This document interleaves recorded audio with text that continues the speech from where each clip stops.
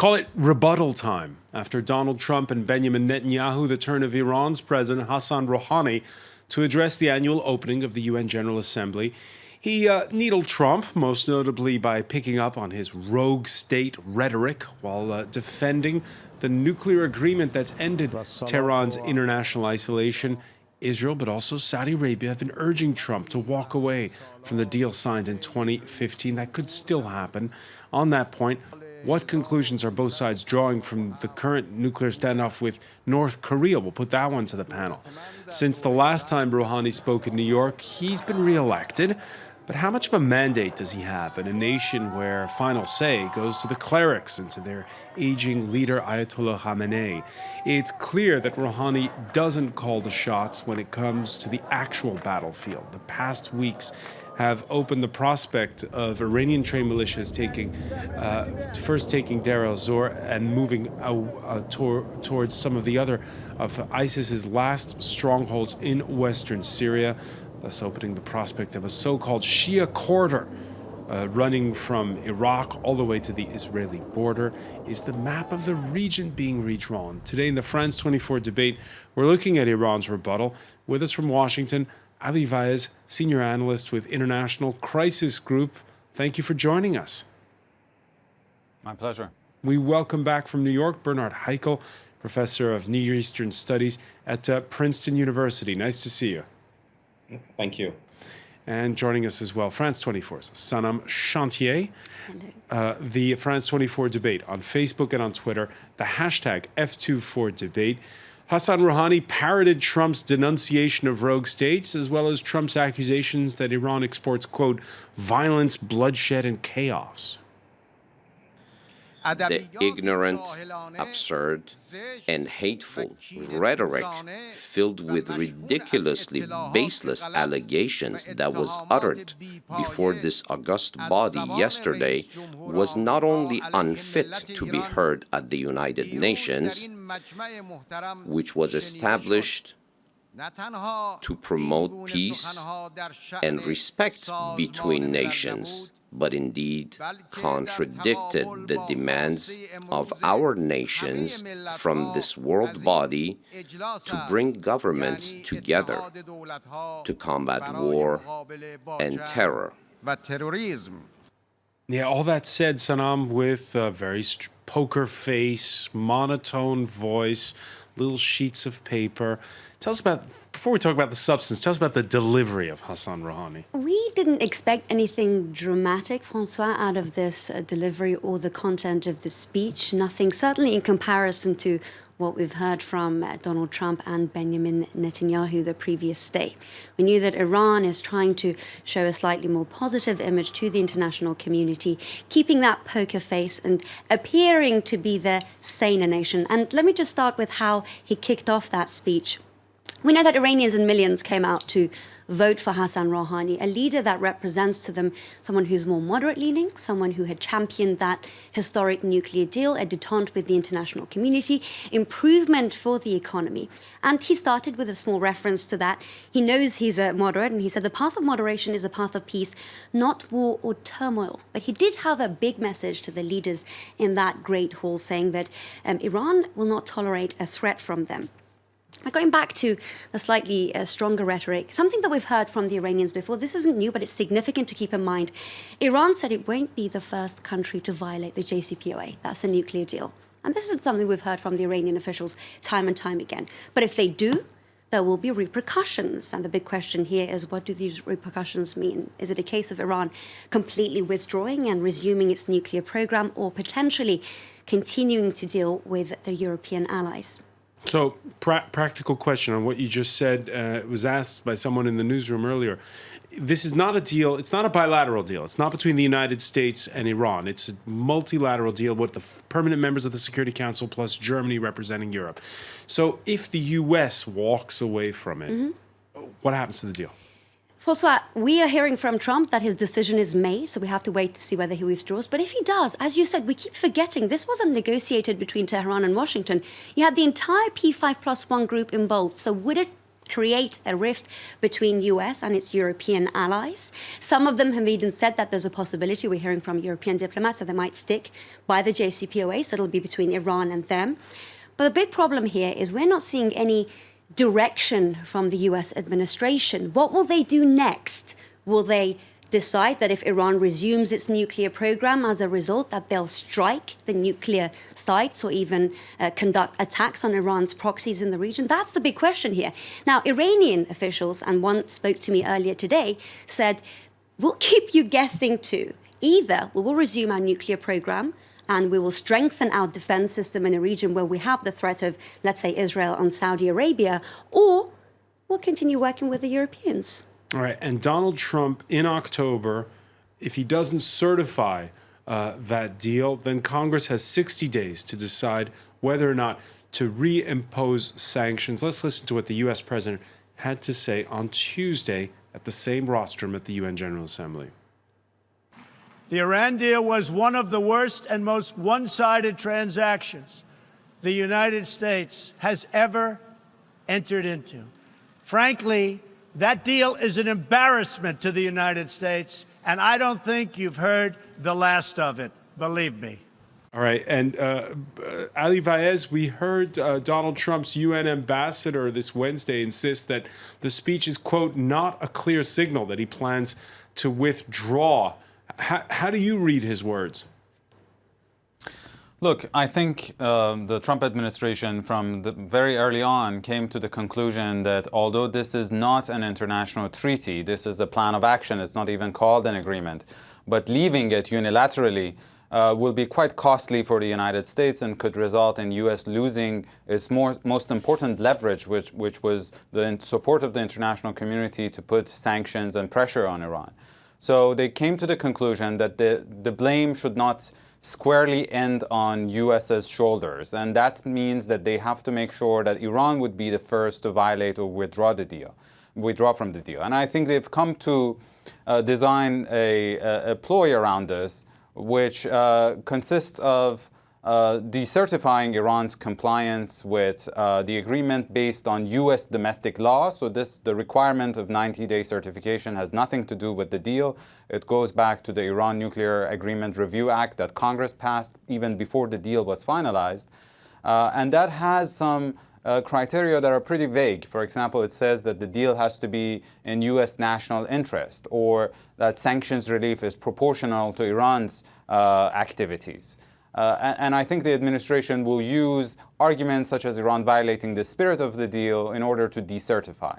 Decertification is not the same as withdrawing from the deal, but it would destabilize the deal. It would create an atmosphere of uncertainty that would then hit Iran economically.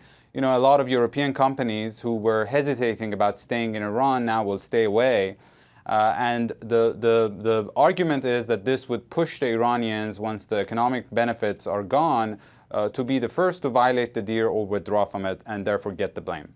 So it won't be an outright withdrawal in your view, but there will be further sanctions, is what you're saying.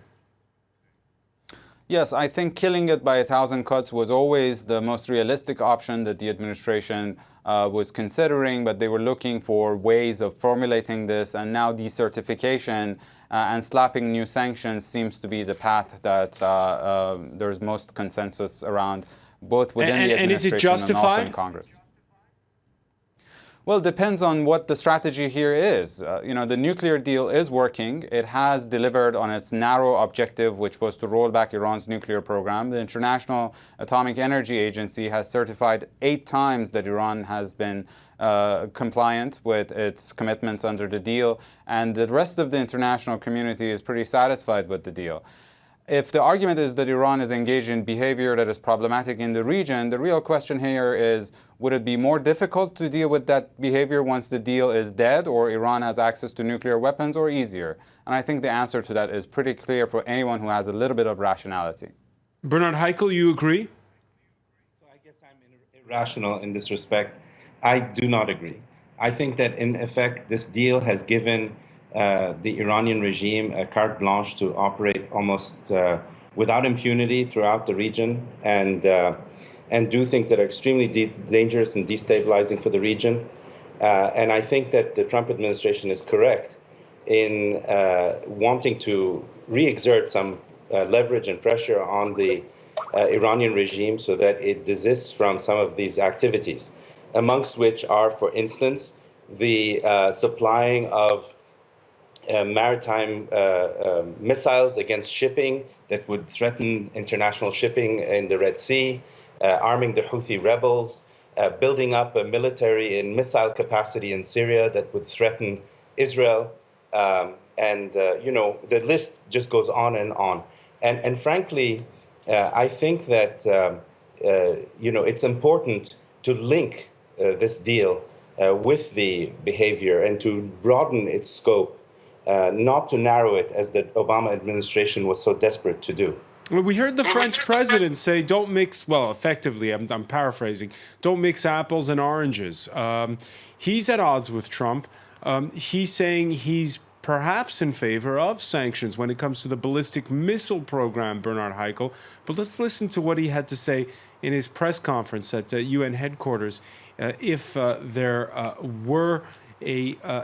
that it is a separate issue, the ballistic missile development, from the UN nuclear deal.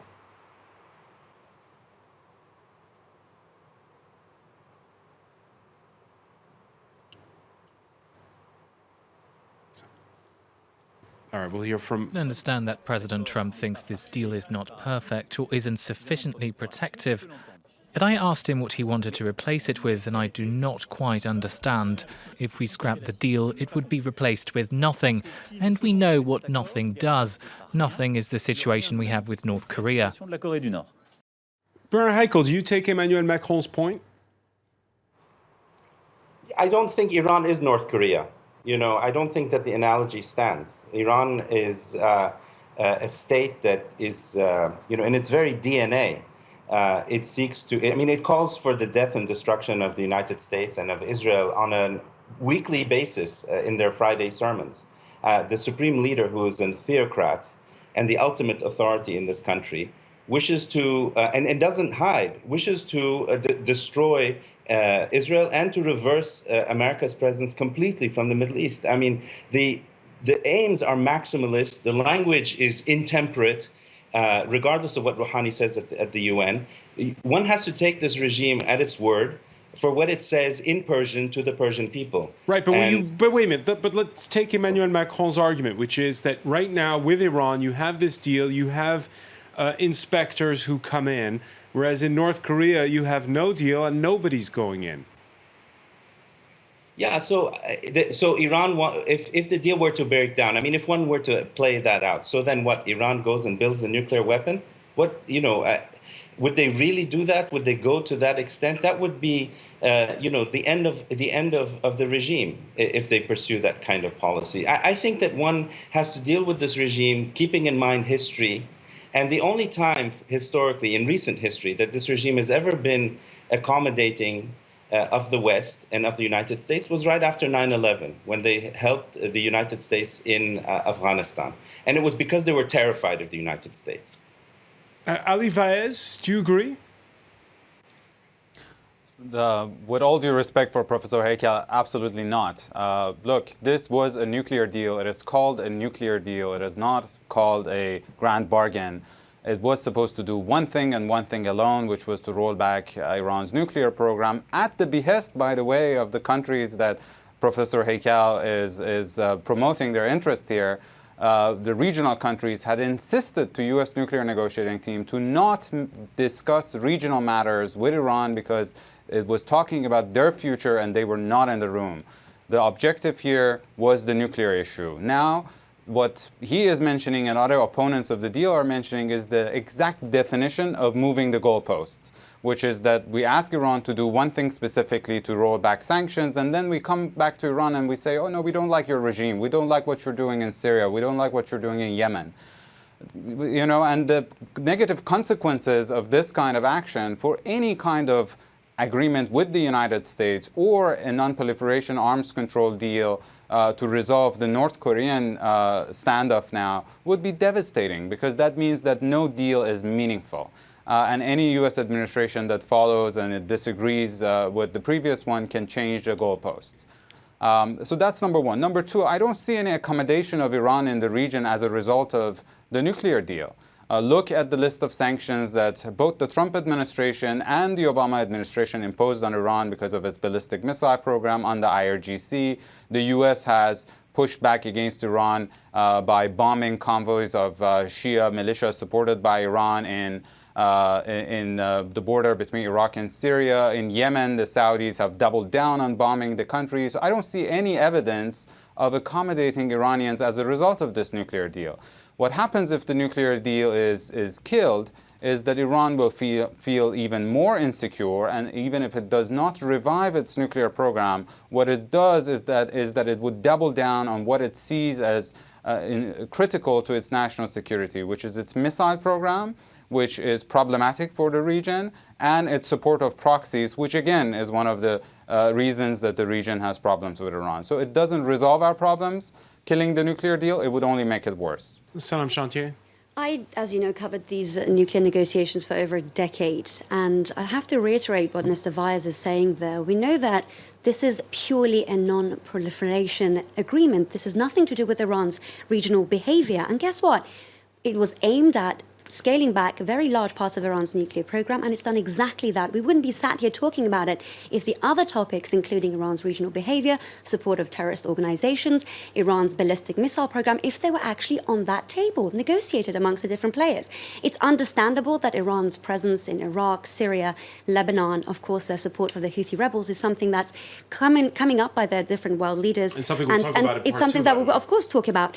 But the problem here is that linking that with the JCPOA and the potential withdrawal from that deal will leave no room for further negotiation. And President Rouhani, of course, alluded to that during his trip to New York. He said to one of the US broadcasters that let's take our time with this. We want to make sure that the United States is complying to the JCPOA, and beyond that, we can look to further negotiating regional issues. Bernard Heikel, let me put to you the question I put earlier to Ali Vyas. If the United States walks away from the deal, what happens? Okay, so the deal actually was not just about the nuclear issue. The deal ultimately was a belief in the Obama administration and in European capitals that there are two camps in Iran. There was a kind of moderate camp and a hardline camp, and that if a deal could be signed and sanctions could be eased, then that moderate camp would ultimately prevail over the more radical and extremist camp in the regime, and that this would pave the way to a much better relationship with Iran, ultimately normalization with Iran. And I think that policy of appeasement, which is exactly what it is simply not borne out by the facts. Iran is not run by the moderates and will never be run by the moderates. It's run by the supreme leader who uses the IRGC, the Revolutionary Guard Corps, to control the country and to project force through non-state actors in the region. And we're going to talk about those non-state actors and how the map of the region may be changing under Iran's influence. When we come back, you're watching the France 24 debate.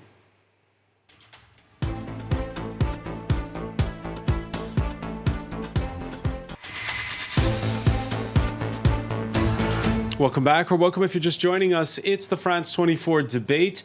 We're talking about Iran's rebuttal to Donald Trump, the Iranian President Hassan Rouhani, earlier at the rostrum of the UN General Assembly. It's UN week in New York, speaking 24 hours after both Trump and Israel's president blasted Tehran. With us to talk about it from Washington, Ali Vyas, senior analyst with International Crisis Group. Welcome back as well to Bernard Heikel, who teaches Near East Studies at Princeton University and joins us from New York City. And here in the studio, France 24's very own Sanam Chantier. A few of your reactions on the hashtag F24debate.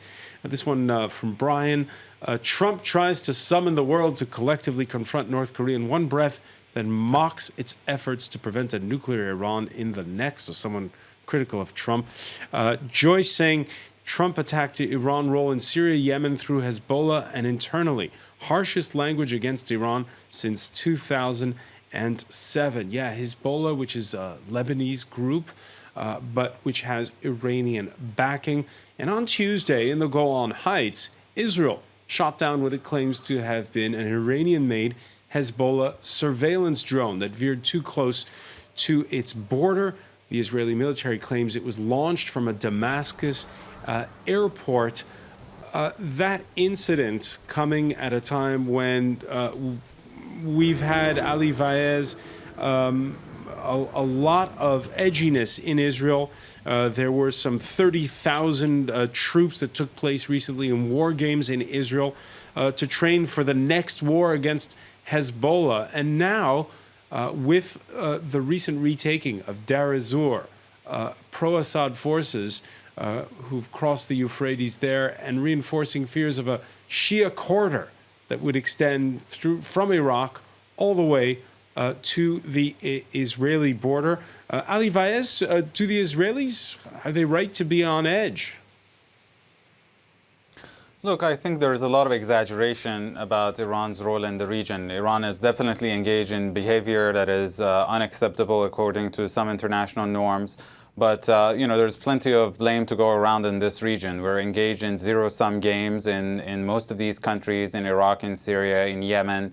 Unfortunately, the people of those countries are the ones who suffer, but the regional countries are equally at blame, and even extra-regional countries like the United States and Russia for the plight of people in this region. It's, I think, inaccurate to just put the blame on one country.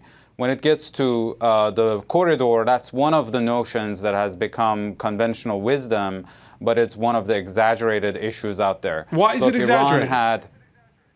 It's exaggerated because Iran had access to Iraq and Syria before 2011 and supported Hezbollah in Lebanon. So the corridor always existed. And there was also a corridor, an air corridor that still exists for supporting Hezbollah. And Iranians have been transferring technology to their allies in Lebanon so that they could actually be much more self-reliant. So yeah, okay, no, Ali Vaez, you're entirely right. Under Hafez al-Assad, there were very good relations between Damascus and Tehran. Of course, the difference now, though, is if you have this permanent Iranian-backed militia, in this case Hezbollah, which is permanently based in Syria, that is a different story, though. Look, what the Israelis are concerned about is that if Hezbollah creates a basis on the Golan Heights, and I think they're absolutely right to be concerned about that, and that is something that should not happen. I don't see any evidence at this stage that the Iranians are trying to create any kind of basis for their own forces or Hezbollah at that stage, and Israelis have been quite forceful in responding to any serious transfer of weapons to Hezbollah via Syria or presence of Iranian and Hezbollah forces on the Golan Heights. I think they're pretty capable of defending their own interests there. But what I want to say is we have to take into account that the more we threaten Iran, the more we sell arms to Iran's regional rivals, the more we threaten the nuclear deal, the more Iranians would have an interest in doubling down in policies that we find problematic. That's the point that the opponents of the nuclear deal often don't tell you. Bernard Heikel, you agree that, well, the taking of Deir ez-Zor by pro-Assad forces does not redraw the map of the region? Well, I mean, it's part of a larger process now of Iran backing Assad, but most of the fighting is being done by Iran and its proxies, and the air cover is mostly Russian, and so this massive kind of projection of money, men, troops, materiel, most of which are not Iranians, by the way. They have an international brigades of Shiites from Afghanistan, Pakistan, and other places coming to fight in Syria. I mean, that huge investment is for what? Why does Iran want to engage and spend all this money overseas when its own people needs help? Why, get involved in Yemen in the way that they have? I mean, all of this leads to the only conclusion, which is that Iran is not just a nation state interested in its self-protection and the interests of its people. It's interested in fomenting revolution and overturning the established order, which is an American order, especially in the Persian Gulf. And that is not acceptable. Look, in Saudi Arabia, for instance, Iranian behavior is leading Saudi Arabia now to build up a military capacity that is independent of the United States, and that is aimed primarily at confronting and facing Iran. I mean, does Iran want a very strong, militarily strong Saudi Arabia? That's exactly what's happening now. And it was unnecessary. We also have, I mean, I don't want to get into the whole, we've had this discussion, we'll have it again, about the Saudis and their own Shia minority inside of Saudi Arabia, how this has become a sectarian conflict between Shias and Sunnis. But Bernard Heikel, how much has the Middle East changed in the past year is my question.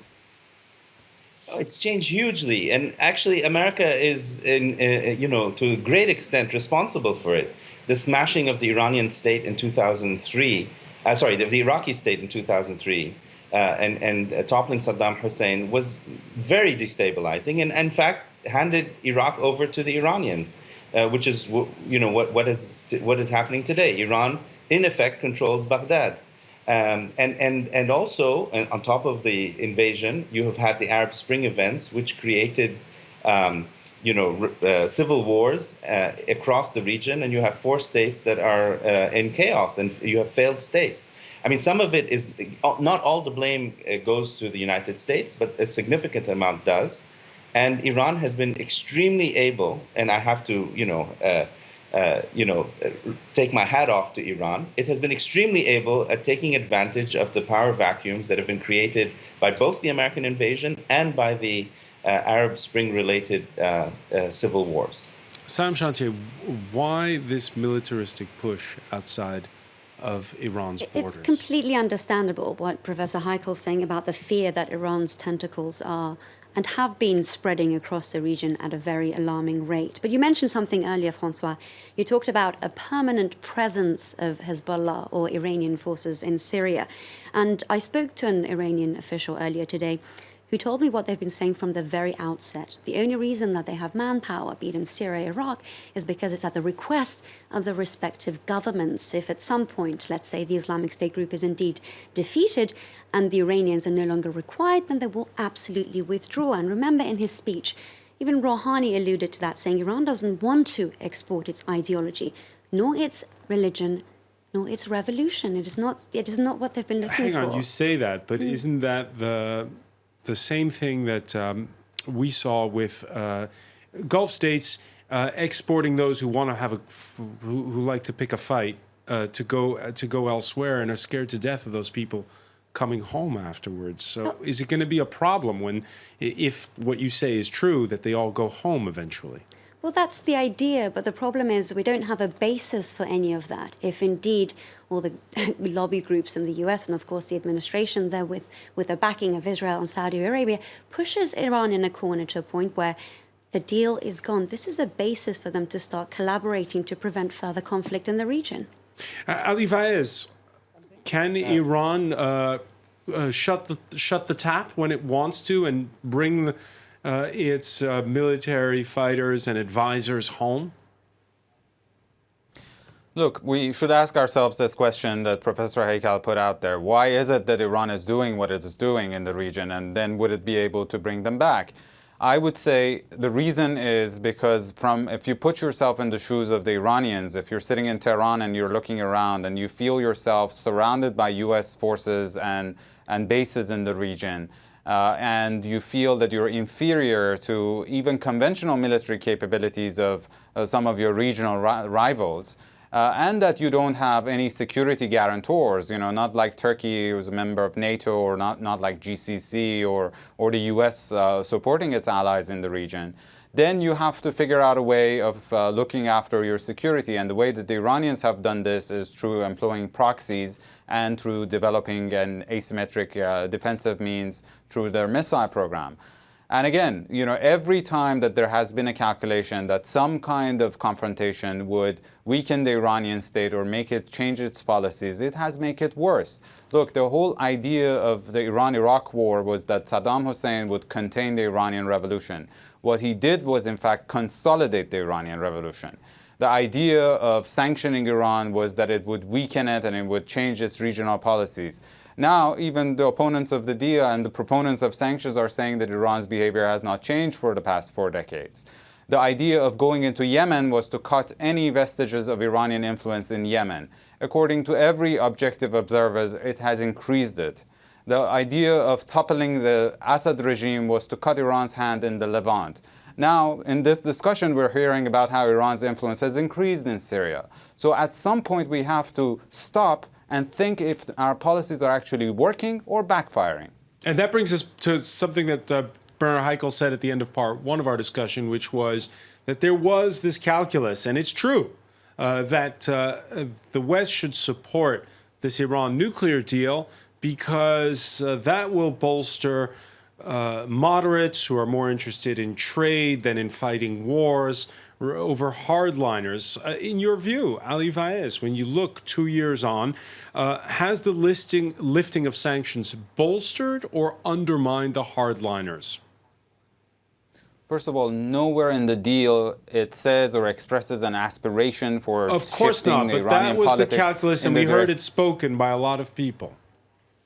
In the long run, the hope was if the deal is implemented and Iran's economy starts opening up, eventually its politics will also start opening up. And guess what? We can't prove that one way or another because 2 years into the implementation of the nuclear deal, we're talking of its possible collapse. So, I don't think that's a valid point to look at this stage.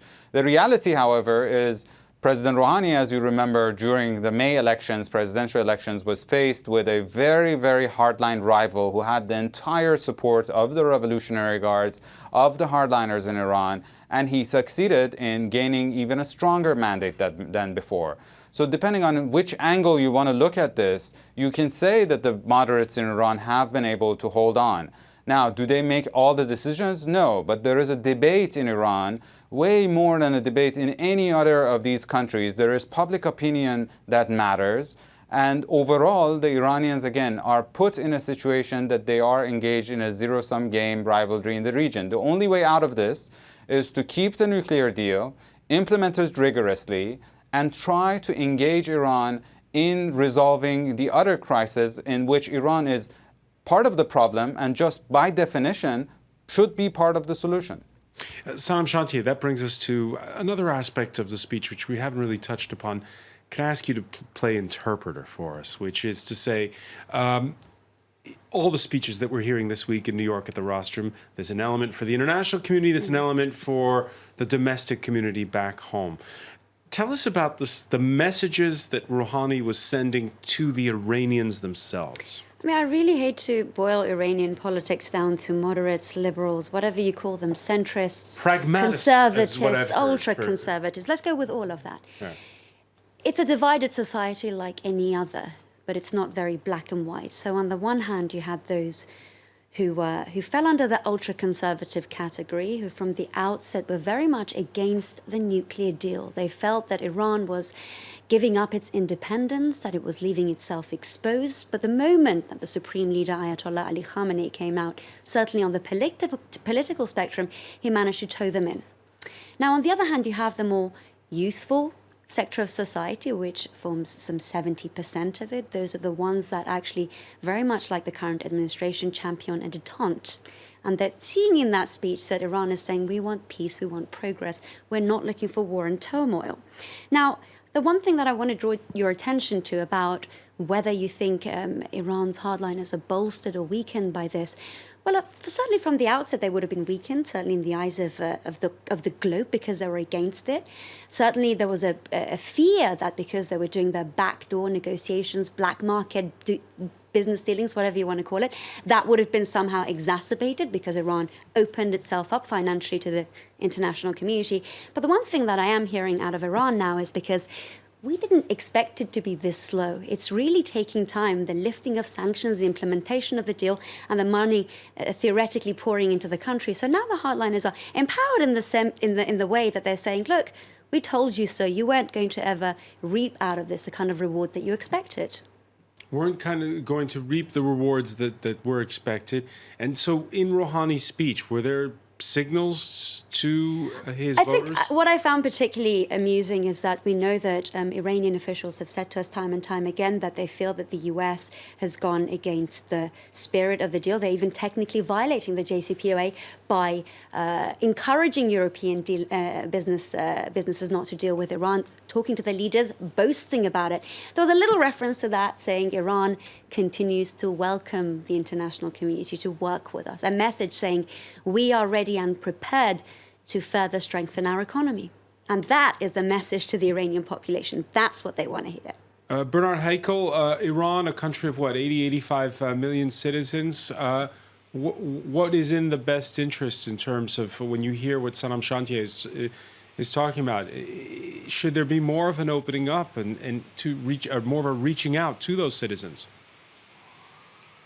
You know, if this were a country that was truly democratic, then I would say yes, absolutely, you know. But it's not. It's a theocracy, and it's ruled by a cleric who is a hardliner and who, you know, again, is seeking to dominate the Middle East and to undermine American interests and presence. I think the idea that somehow, you know, through one deal or another, we can influence internal Iranian politics is a mirage. And the people who have pushed this deal have constantly come back to this. You know, even Dr. Weiss said, you know, they would double down on their foreign interventions and use more proxies. I can't imagine doing more than what they're already doing. And in fact, if there was an opportunity for Iran after the deal was signed, it would have been to show that they were less interventionist, not more interventionist in the region, and they have not shown that. In fact, they have become more interventionist since the deal.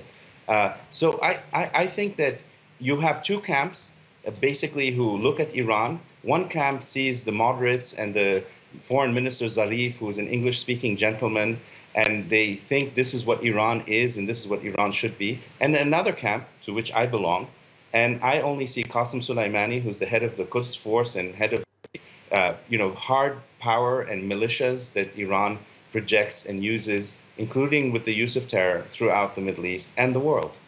Ali Fayez, which way is the wind blowing when it comes to the clerics at this particular point in time? It's true that they have the final say, and and Ayatollah Khamenei is not a young man. He's been sick in the past. Which way is the wind blowing? Look, in Iran, everything is a subject of debate. Everything is, you know, factionalism in Iran is endemic. And we have to remember that the nuclear deal was not achievable if Ayatollah Khamenei, who obviously is the final decision maker, was not on board. Let's remember that it was Ayatollah Khamenei who allowed secret negotiations with the United States that took place in Oman 1 year before even President Rouhani took office. So yes, the Iranian society is complicated. There are different debates. There are different political currents. And the system makes decisions that are in its interest and how it interprets its own security threats and But as it stands now, does it look like his successor will be just as conservative, if not more so, than him? Look, I think one of the reasons that the Iranians agreed to a nuclear compromise was that they wanted to get a certain degree of stability, both political and economic stability, in order to make sure that the transition in post-Ayatollah Khamenei era would not be problematic. And that's why they want to still keep with the deal, and they're actually not looking for additional crises in the region. As you see, Iran is also engaged with Turkey and Russia in Astana talks in order to see if they can find a way of de-escalating the Syrian crisis. And also, let me reject this notion that in the past 2 years since there has been the nuclear deal, there is an exacerbation of Iran's role in the region. There is nothing that Iran has been doing pre-2015 that it has done post-2015. Again, its role in Syria, its support of Hezbollah, its ballistic missile issues, these are all long-term problems. And the only way to resolve them is to actually learn the right lesson from the nuclear deal, which was pressure without an open door is an exercise in futility. If you want to resolve issues, you have to open the door. And what the Trump administration and the deal's opponents are doing now is to shut the door that was just slightly opened as a result of the nuclear deal. Ali Vaez, I want to thank you for joining us from Washington. It's a discussion we'll continue. Always a pleasure as well to welcome Bernard Heikel from New York. Sanam Chantier, stay with us. Media Watch is next.